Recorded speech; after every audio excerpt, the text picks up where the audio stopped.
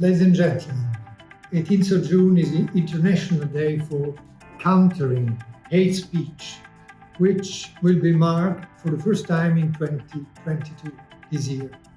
Hate speech is rising around the world. It's becoming a very dangerous phenomenon.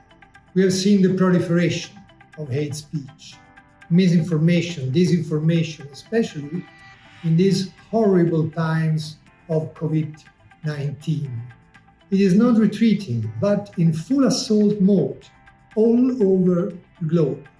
We have seen its terrible effects: violence instead of peace, exclusion, discrimination, deepening inequality instead of inclusion, tolerance, respect, fairness. Aware of the powerful role of education in preventing hate speech and real harm, the Italian Society for International Organization, SIOI, UN Association for Italy, and UNICRI are launching together the first edition of the Autumn School on Hate Speech. Hate speech is a trigger mood used to commit crimes, sometimes terrible crimes.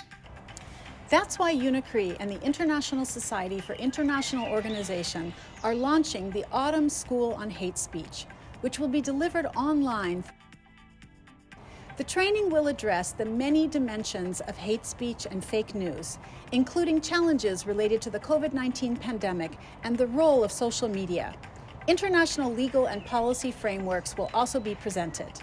Indeed, there are historical precedents showing that hate speech can be a precursor, can pave the way for atrocity crimes, including genocide.